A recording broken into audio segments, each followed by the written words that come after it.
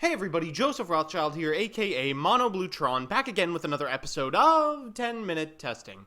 So I've had my nose to the grindstone on DB this week, and dear God, there is really only so much Trickstar you can play before your brain melts out of your ears, so I'm really happy they released more Vendread support so I can be freed from these recurring nightmares where I wake up screaming -200. There's a couple of new cards, a new monster, a field spell, and a new ritual and trap, some of which are playable, so let's jump into deck edit and see who made the cut. So here's the list. Now you'll notice there's decidedly less janky stuff in here compared to the last time we were playing Vendread, so, that's good. As always, I'll give you a little bit of background about the archetype, a little bit of a discussion about what I hope this deck can do, and as always, the card by card. So first, for those of you who don't know, Vendread is a series of zombie monsters and rituals, and represent Konami's latest attempt to make ritual monsters playable without causing another Necroz emergency. The flagship monsters are the rituals themselves, were Vendread Slayer and now Vendread Chimera, who gain effects based on the monsters used for their ritual summon. Actually came up with a similar idea with a friend, maybe like 3 years ago, for a Hungry Burger retrain series with the same effect. Anyway, these monsters have effects of their own. One increases attack and floats, one has a built-in My Body as a shield, but they get really beefy when they're made with particular monsters, allowing them to banish spells and special summon to monsters and also cycle through your deck. This version of the deck is much better than its previous iteration. We have finally reached the critical mass of Vendreads where we no longer have to play the Lightsworn engine and look like an Omega Turbo deck teching a bad ritual. Sadly, we still have to rely on the majority of the zombie shell just because uni-zombie, Mizuki, and Solitaire are maybe the best cards ever printed. Like last time, our game plan is to use our first turn to get out a Vendread Slayer with a couple of bonus effects, but now our defensive options are gone in favor of more streamlined linear options, a couple of tools for going second, and of course 3 copies of Ash Blossom and Glorious Flotsam. Alongside the new cards, the deck also receives a big consistency boost as Preparation of Rites is slowly being moved out of its Necrozian prison. So, now onto the card by card. We are playing 2 of each of the Vendread materials, 2 copies of Revenants, which allows a ritual to banish a special summoned monster as a quick effect, 2 Hound Horde, which allows them to banish a spell or trap as a quick effect, and 2 copies of Strix, the new one that summons easily and lets you cycle a card when the ritual attacks. Next is the smallest zombie engine we can muster, 1 copy of Gozuki, 3 copies of Meizuki, 3 copies of Solitaire, and 2 copies of uni-zombie. After that are our rituals, 3 copies of Vendread Slayer, and one of the new one, Vendread Chimera, who can banish a zombie from grave to stop a card or effect that would destroy a card on the field. Finally, our hand traps, 1 Maxi and 3 Ghost Ash, which, if your budget, can probably be replaced by Summoner Monk or some Tears maybe. After that are the spells. Vendread Knights is good, but not terraforming good. It lets you discard a card to search a Dread, which makes those pre-preps way less clunky, and it lets your Vendreads attack twice per turn if they're attacking a monster and you banish a Vendread from your graveyard. 3 copies of Origin, of course, 3 copies of Allure, 3 copies of pre-prep, 2 copies of normal prep, 1 Regeki, 1 Dark Hole, and 1 Foolish Burial. In the extra, we've got Beals, our 1 zombie synchro for those awkward uni-zombie OTKs, 3 Omegas for the hand-ripping goodness, 1 copy of Stardust Spark, and 1 Brio. As for the rank 4s, we have Utopia, Tornado, Minerva, Abyss Dweller, Leviair, Dante, and Tornado Dragon. As a heads up, these are played without Master Rule 4 because we are on YGO Pro, the only dueling simulator that currently has the new Vendread stuff, but we will be playing as if Master Rule 4 existed and we just had 1 fewer monster zone. So, with that, let's jump into the games. Our first match is up against Herald Time Lord, a deck that I love, but I think I boast an overall win rate of 0% on. You can see that we've opened quite good. Unfortunately, we are going second. Hopefully this Ghost Ash and Beautiful Spring will be able to do its job. Our opponent has access to a Herald of Perfection, but only if this Ritual Sanctuary resolves, which of course its effect will not. We get to draw after they basically brick out of their turn. We draw into an Allure. We'll go ahead and snag ourselves a copy of our Vendread Knights, sending this Hound Horde, and then specialing the Hound Horde with our Slayer engraved, so we can use our Vendread Origin to get said Slayer, and then banish the Ritual Sanctuary. So things are looking very good for us.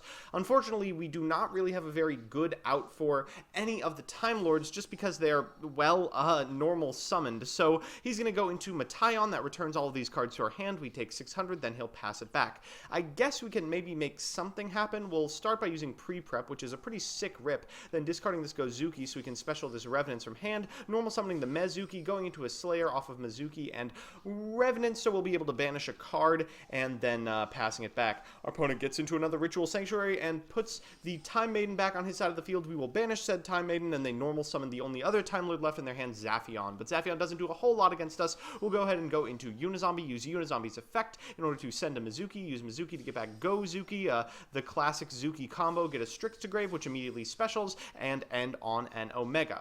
Omega pretty good in almost every scenario, especially against a deck that needs to perform better than 1-for-1s in order to stay in the game. We get his ritual spell, he shuffles our Slayer back with Camion, which once again, remember, was normal summoned, so we can't really do a whole lot about, but thankfully we should be able to get the game from here. We go ahead and use uni-zombie's effect to go into Brionac, then get that sucker back in the hand and beat in for 23 and 28. So our second match is up against Phantasm Spiral Stun, a deck that is probably going to make our life a living hell. Previously, the deck didn't do very well against decks with multiple pieces of interaction, so let's see what happens now. Our opponent thankfully hasn't drawn into any copies of Pacifist, which is basically the best card in the deck. Maybe if we keep him off the field spell forever, we can win the game. He's going to start with Magician of Prophecy, use Secrets to get Knowledge, and then use Knowledge to draw 2 cards, none of which are the field spell. Similarly, none of the cards off of this Pollard Duality are the field spell, and none of the cards off the Card Optimizer field spell, so maybe we can do it.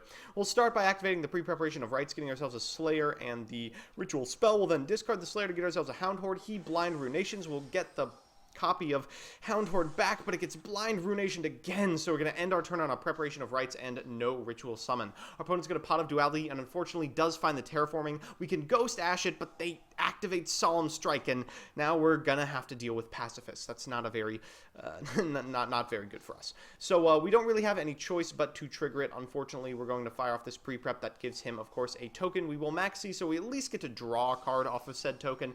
They get a copy of Power, and I figure, okay, they must have a battle set already. We'll go ahead and get this Hound Horde and this Strix out, then Vendread Origin, which gets Solemned, and Vendread Origin again. One of our copies of our monsters gets destroyed on our side of the field, so we have to send the Chimera in hand. That reduces the attack of our opponent's monsters by 500 and puts the Slayer outside of the power range. So now we should be able to just untap and attack. I mean, it's dirty, but it does the trick, and thankfully our opponent can't stop us, so we'll get in for 18 and lethal. Our last game is up against Trickstar, and thank God we finally get to go first. I hope this is as good as it looks on paper. We've opened pretty well. Regeki is not particularly a card you want to see going first, but I do like seeing it. We'll start with Allure of Darkness, get ourselves a pre-preparation of Rites. That's pretty sweet. We get to use Gozuki to send a Hound Horde, then use Hound Horde, discarding Slayer, Reorigin, reanimating Slayer, and passing it back. So we have a Slayer with a Hound Horde attached. We're going to banish this Ritual Spell to protect him from Regeki, then we're going to banish this copy of the Trickstar Light Stage. This means, of course, that our opponent is going to have to destroy this set card before he can play another Trickstar Light Stage. He does, in fact, have the copy of Twin Twister, so he goes into Candina and attacks over us with Honest. That does 2,000 damage to us, but thankfully Trickstars do not OTK if you've interrupted them this many times, and we get to float into a copy of Strix and a copy of the Ritual Spell. Knowing we have the Ritual Spell, he activates Reincarnation in Draw Step. We're going to go ahead and use uni-zombie to send Mizuki, get Gozuki back, send Mezuki. I mean, you've probably seen this before. Get back Slayer and start attacking. We get to do 613, wait, there's a reincarnation. Okay, well, 600 might be good enough. We'll take 400 off of this Knights and hope that he can't chip in 5,600 points of damage, ending on an Omega. Our opponent draws into an Ice Bell. They're going to have to figure out a way to get Candina off of their side of the field, and I guess attacking works. They'll go ahead and use it. We, of course, have the Ghost Ash, which should be basically the end of the game. Maybe if they survive till next turn, they could potentially out it, but I kind of doubt it. We get to use Mizuki's effect to get back Gozuki, use Gozuki's effect to get Revenant's Grave, use Mizuki to get back Revenants, and attack for 2,400, 2,800, 17, and 18. So we're back with the deck. I've got to say, I'm a little bit surprised about its playability. It was okay before, but you won a lot of games by going into Minerva, milling Wolf, you know, classic Lightsworn shenanigans. This version of the deck seems to win the way the archetype originally intended, with a big daddy Slayer with a couple of effects attached. Last time we played this strategy, we were consistently outed by Whiptail, Slayer's arch-nemesis, but with the added consistency of Knights and the additional fodder of Strix, the deck might actually make a splash. I do think it competes with Lightsworn for meta viability, so it might be worth upping to 60 cards and playing a Brilliant Engine so you can splash Snow or some kind of garbage like that. Of course, since these cards don't come out until CIBR, it's going to have to deal with Spiral, and absent a double Helix E-ban, I don't think it can. What's worse is a lot of the cards that are good against Spiral, Droll Lockbird, DD Crow, Darklaw, are also very good against us. So, please, Konami, do Vendreads a solid. So that's that. timing of these has kind of been in flux this week, but I guarantee there will be another 10-minute testing on Thursday. If you want to see me play the decks I make on this show on stream, I'm on twitch.tv/monobluetron intermittently, links are in the description, and there will be a stream tomorrow at 9 a.m. Eastern Standard Time. Finally, if you have an idea for a certain deck or archetype, let me know in the comment section below, and I will do my best to check it out. Otherwise, see you Thursday.